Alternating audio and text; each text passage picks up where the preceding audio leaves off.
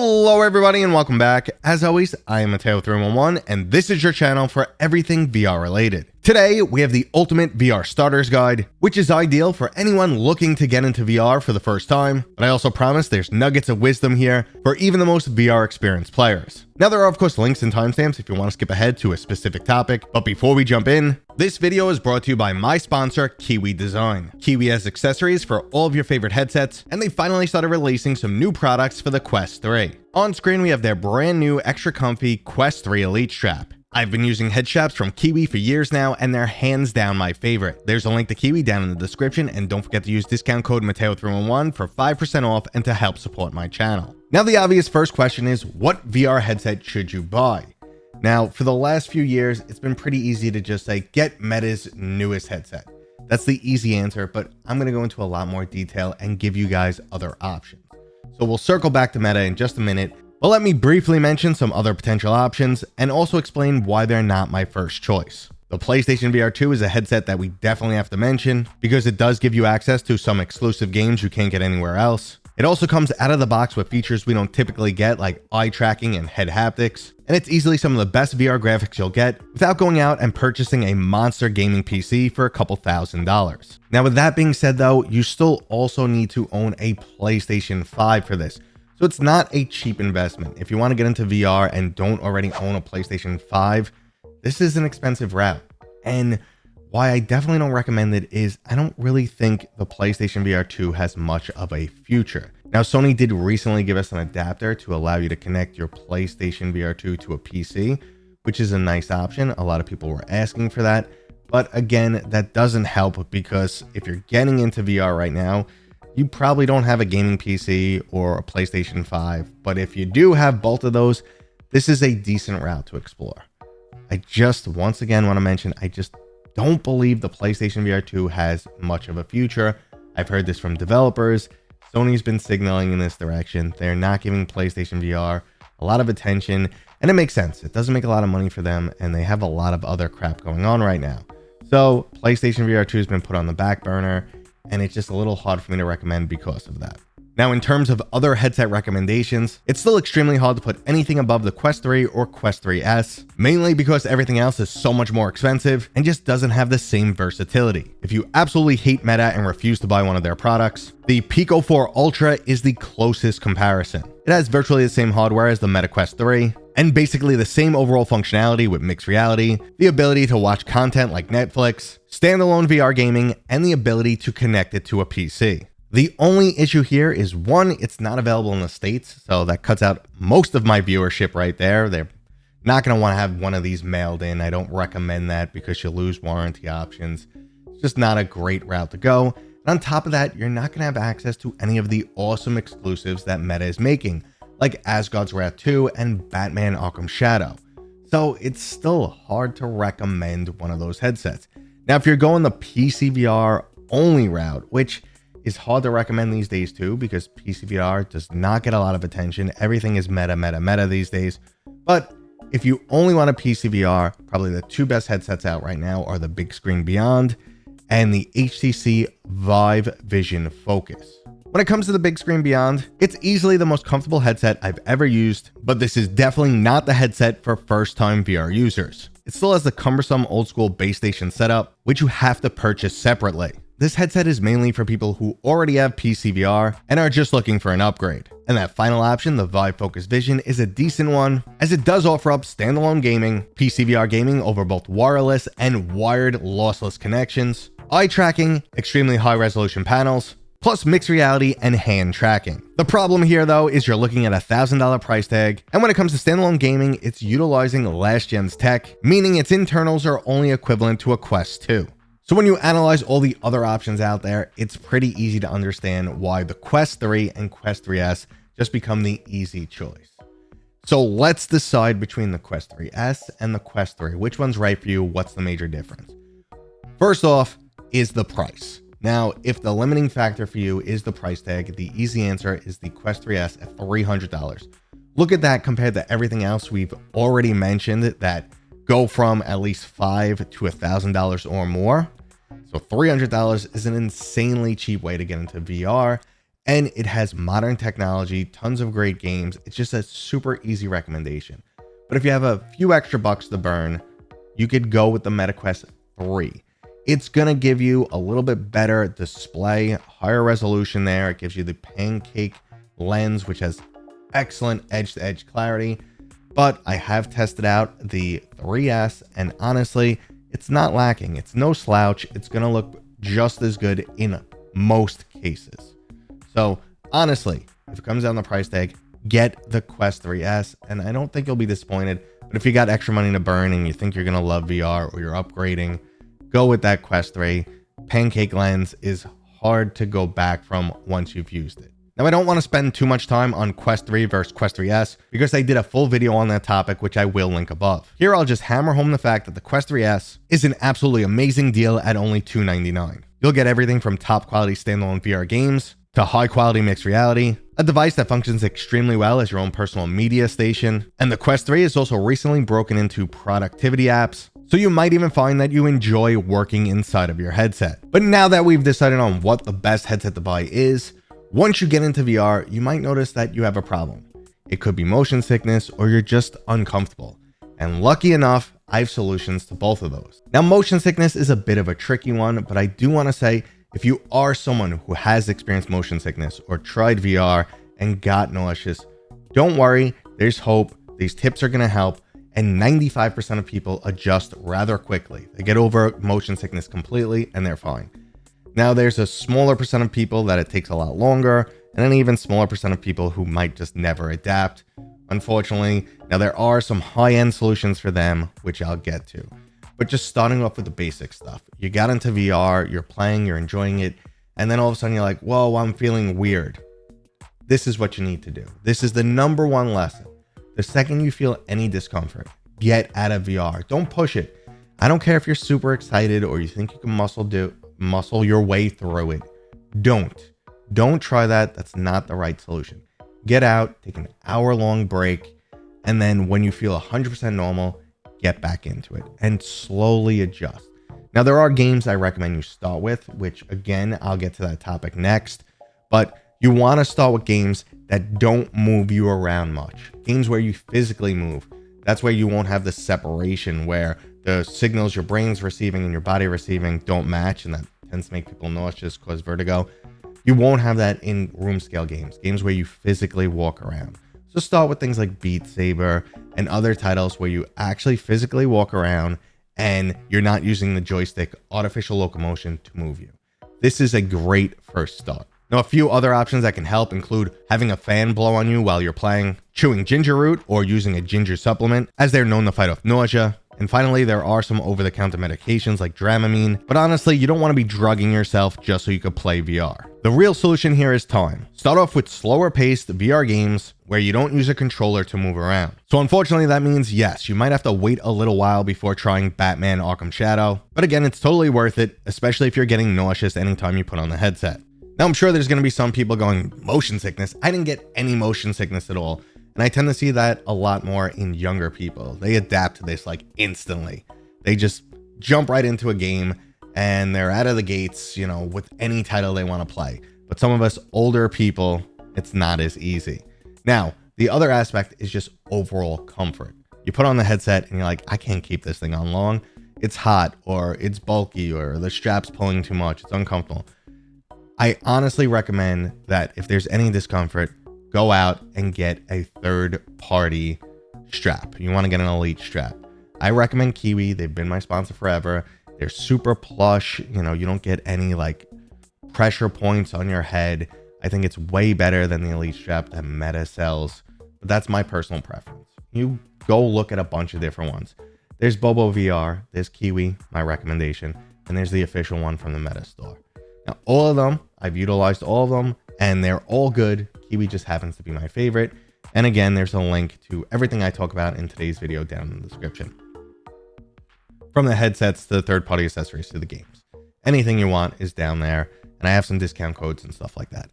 But moving on, get an Elite strap if you're uncomfortable. If you end up loving VR and think you want to spend more time in it, get an Elite strap with the battery pack in it. That's going to help comfort a lot. Now, if you're having heat issues, I mentioned the fan, but also they do make different type of facial inserts.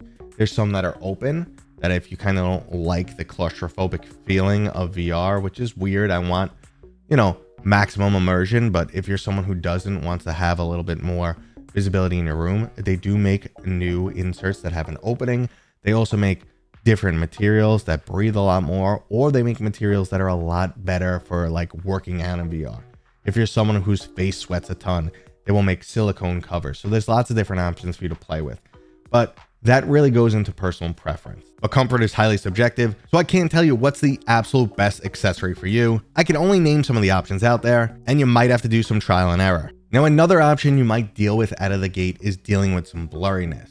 Meta does a great job of explaining the IPD, or the distance between your pupils, and how to set up your headset for that, but it's definitely worth mentioning again. There are two main reasons why you might see blurriness, and the first one is the IPD is way off. Now, the Quest 3S has 3 different positions, and you kind of want to find the best one that works for you. And when it comes to the Quest 3, there's a rocker, so you can move the IPD pretty much anything between 53 millimeters and 76, I believe is the range. There are different tools that'll help you measure your IPD, but basically I would just put on the headset, move it until things look the clearest and you don't feel like you have eye strain.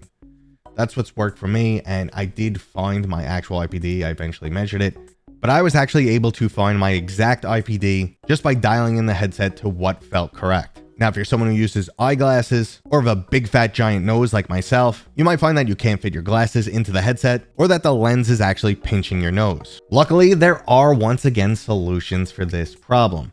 Now, the Quest 3 has eye relief settings, and they're basically inside the insert of the headset that'll allow you to move it a little bit further away. And I have to do this, otherwise the lens pinches my nose. And for the Quest 3S, I put in the eyeglass insert. It comes with a little bit of a spacer. So it pretty much, you know, adds like 2 or 3 millimeters that it extends the headset forward.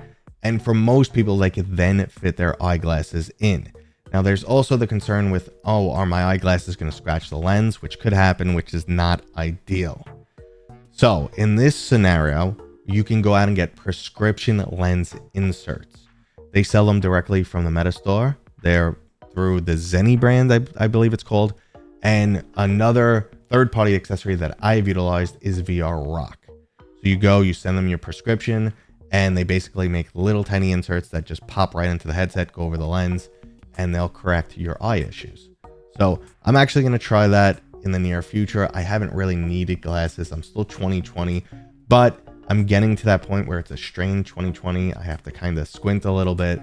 And they said, yeah, like reading glasses, lenses I can benefit from at my age. So I'm going to try them out and let you know what I think in the near future.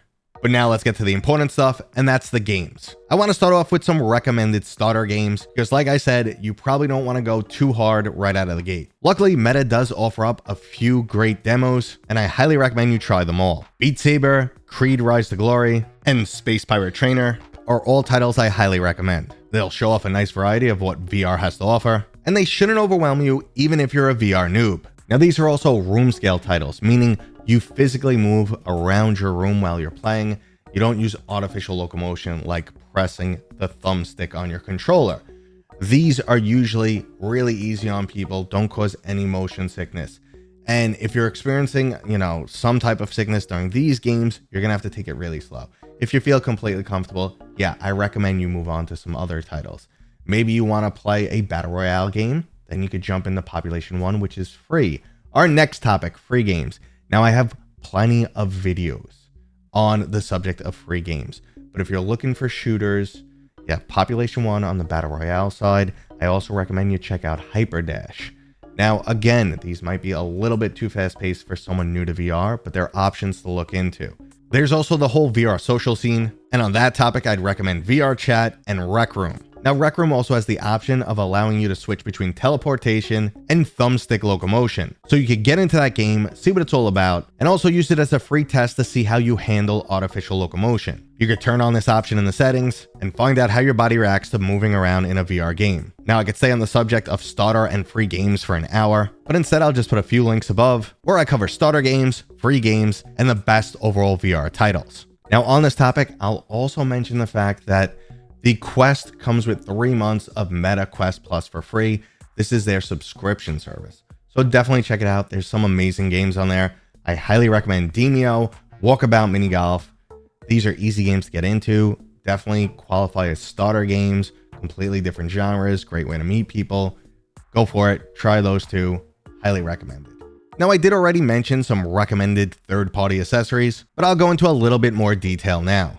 As already stated, the most highly recommended accessory is going to be a head strap. Get an elite strap. If you're playing a lot, think you're going to be playing more than 2.5 hours in a clip, get an elite strap with battery pack. That's the #1 accessory that most people will want or need for comfort or extended gameplay. After that, there's not a lot that I would definitely put on your recommended list. Like I said, if the facial insert, you don't like the material, or you're getting too sweaty, or need something that breathes more because you're too hot, there's a couple options there, all subjective. You're gonna have to find what works for you. And then if you find yourself just loving VR, like you want to live in VR, crank your immersion to a 12 out of 10. Well, then there are other options like a B-haptic tack suit. You know, it's the suit you put on, it connects to the game so you feel when you're getting shot, stuff like that. There's the Roto VR chair, which I have behind me right now, which is good for people who just can't get over motion sickness or like to play seated. But again, these are like extreme high-end accessories and very niche. Can't recommend them to the average person, just the people who are like addicted to VR. Now, the final topic we need to discuss is that there's a lot more you could do with your Quest headset than just games. Now, I know I'm starting to focus this video primarily on the Quest, but honestly, I think most people getting into VR, that's the headset they're gonna get. But just understand that other standalone headsets like the Pico 4 do have the majority of this functionality, but Meta just seems to do it better. They're adding more features, they're making more robust, and they're ahead of the curve when it comes to software.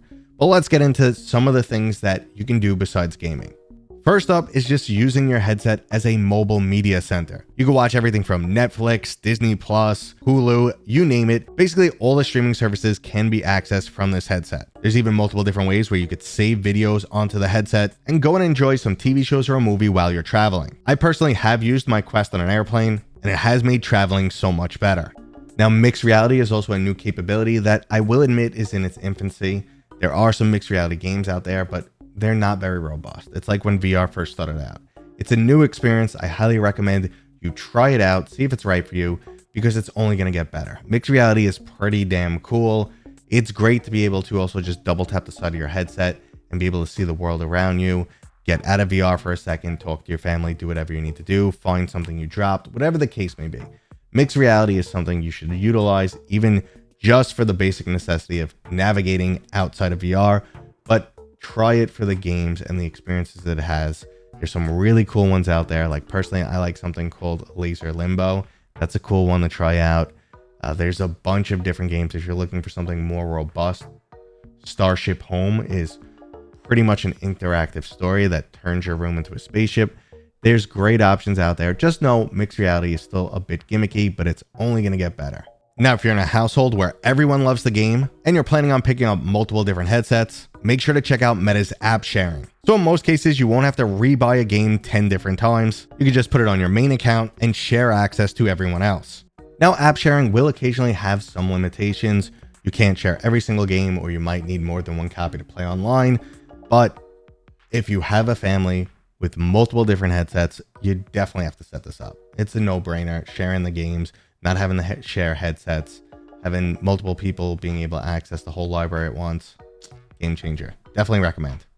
And finally, VR offers up a wider range of both creativity tools and productivity tools. You can paint and draw in VR, create 3D objects, or even learn to play the piano with the help of mixed reality. And like I previously said, Meta is now pushing into productivity. There's a variety of different ways you can connect to your PC, connect the keyboard or other device to your Quest, and even set up some virtual screens if you're lacking in monitors or overall space. And that right there was my VR starters guide. I hope this helped you guys.